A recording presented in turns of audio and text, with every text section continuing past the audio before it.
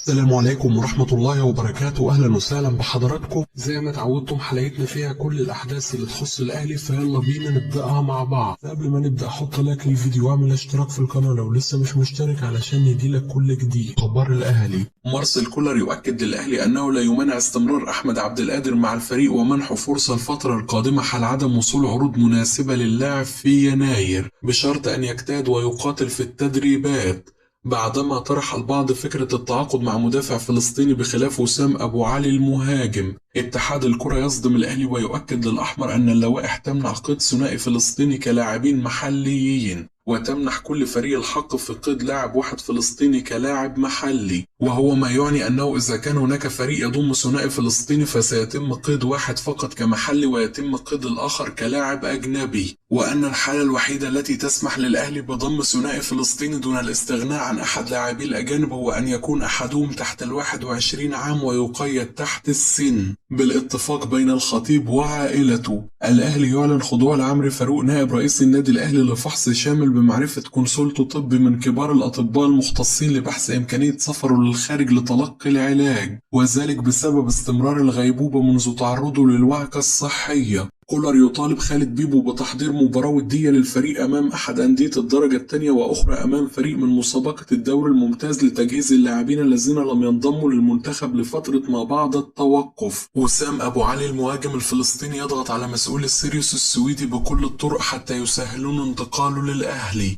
مصدر بالأهلي: عرضنا الأخير للتعاقد مع وسام أبو علي لم يتخطى 1,500,000 يورو، وهناك امتيازات أخرى بقيمة 250,000 يورو يحصل عليها النادي السويدي في حال تسجيل المهاجم الفلسطيني عدد معين من الأهداف والمساهمة في تحقيق بطولة أفريقيا. وبلا شك كنا نرغب في تقسيط قيمة الصفقة، لكن النادي السويدي متحفظ على هذه الجزئية تحديدا ويرغب في الحصول على قيمة الصفقة كاش. كل المقربين من صلاح محسن ينصحون مهاجم الأهلي بقبول عرض فيوتشر وعدم الدخول في أزمات مع مسؤول الأهلي. ومصدر مقرب مع اللاعب يؤكد أنه لا صحة لما أثير عن تفاوض الزمالك مع اللاعب وتحريضه على فسخ عقده والرحيل للانتقال لهم مجانا. خالد بيبو يؤكد أن ياسر إبراهيم كان يستحق الانضمام للمنتخب من البداية وأن ما حدث إنصاف للاعب بعد مستواه المميز في الفترة الأخيرة، ويطالب لاعبي الأهلي الدوليين المتواجدين في معسكر المنتخب حاليا بتقديم كل ما لديهم في بطولة الأمم الإفريقية للعودة بالكأس وإسعاد الشعب المصري. قناة الأهلي: الطريقة التي لعب بها الأهلي أمام اتحاد جدة السعودي أثارت اهتمام مجموعة الدراسات الفنية للفيفا التي يترأسها أرسن فينجر أسطورة أرسنال، خصوصا أن لاعبي الأهلي كانوا أبطال في عملية استعادة الكرة، وثلاثي خط الوسط كان ينفذ الضغط بشكل كبير وتمكن من إفساد هجمات اتحاد جدة، والسمة المميزة كانت التماسك والتقارب الشديد من لاعبي الأهلي. والمدير الفني مارسيل كولر قام بإغلاق المساحات على بنزيما وروما تماما، واستطاع خط وسط الأهلي السيطرة على منتصف الملعب رغم وجود لاعبين عظماء أمثال كانتي وفابينيو، وتنفيذ 73 عملية تحول من الدفاع للهجوم.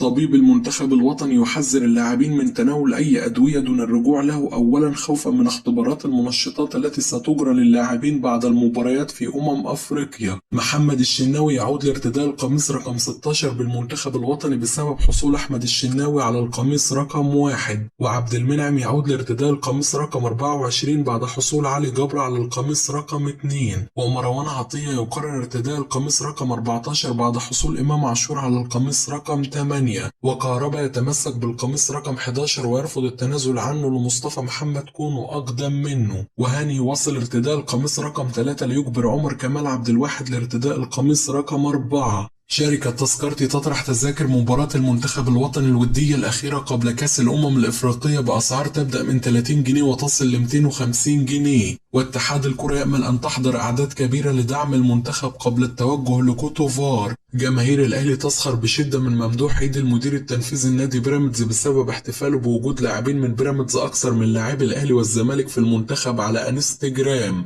والتي أصيب بعدها مباشرة أسامة جلال وانضم بدلا منه ياسر إبراهيم، وتصف تصرفاته بالصبيانية. الكيان الصهيوني القذر يدمر مقر الاتحاد الفلسطيني لكرة القدم واللجنة الأولمبية، والفيفا العنصرية تقف مكتوفة الأيدي رغم أنها هي من فرضت عقوبات صارمة على روسيا من قبل وحرمتها من كأس العالم بسبب الحرب على أوكرانيا. صلاح يصل القاهرة وينضم لمعسكر المنتخب الوطني في العاصمة الإدارية. الكاف يعلن زيادة مكافأة الفوز أفريقيا ل7 مليون دولار، ويؤكد أن الفريق الوصيف سيحصد جائزة قيمتها 4 مليون دولار، والفرق المتأهلة لنصف النهائي ستحصد جائزة بقيمة 2.5 مليون دولار، والفرق المتأهلة إلى ربع النهائي 1,300,000 دولار. اتحاد الكرة يدرس رصد مكافأة ضخمة للاعبي المنتخب الوطني تتخطى ال1,000,000 جنيه لكل لاعب حال النجاح في حصد بطولة الأمم الإفريقية. المنتخب يفتح مرانه غدا أمام وسائل الإعلام بالعاصمة الإدارية قبل الدخول في معسكر مغلق والسفر الثلاثاء المقبل لكوتوفار لخوض بطولة الأمم. رابطة الأندية تكتفي بحرمان 5 مشجعين من جماهير المصري البورسعيدي والإسماعيلي من حضور المباريات لمدة 3 سنوات، وإيقاف 627 آخرين لمدة 6 مباريات بسبب ما بدر منهم مؤخرا من أعمال عنف.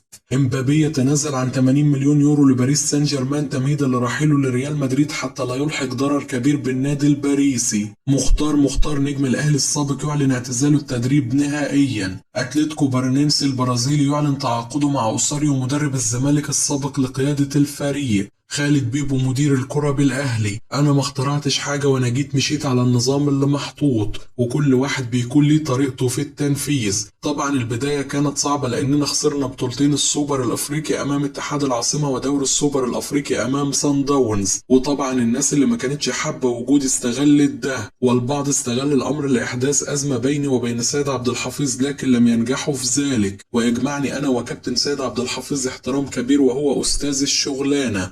وسيأتي اليوم الذي سأرحل فيه عن هذا المنصب، ولن يبقى أحد طوال العمر، وكلنا نعمل لخدمة الأهلي، والنجاح الذي يتحقق لا يقوم به شخص واحد بل المنظومة بالكامل. لا يوجد لدي مشكلة مع أحد وواثق في نفسي وأحترم كل الآراء سواء الذين انتقدوا تعييني في البداية أو الذين دعموا الأمر، والحمد لله ربنا كرمنا بميدالية وبطولة، وأنا جزء صغير من أي بطولة تتحقق، لأن البطولة للاعبين والجهاز الفني والجمهور. خسرنا بطولة في البداية وقال البعض خلاص اللعيبة بتقع والنادي بينهار والدنيا اتقلبت على المدرب، لكن في النهاية الأرقام اللي حققناها بترد على أي حد عايز يصدر المشاكل للمدير الفني أو لمدير الكرة أو اللاعبين. أنا ما بحبش أتكلم وأرد كتير وفي الآخر شغلك هو اللي بيرد على أي حد. حسين لبيب رئيس الزمالك: اسم الزمالك حاضر في مختلف بلاد العالم، فالزمالك هو رقم 1 في أفريقيا والوطن العربي من حيث الجماهيرية، وهو يمثل لي مع الأهرامات نقطة مضيئة في تاريخ مصر.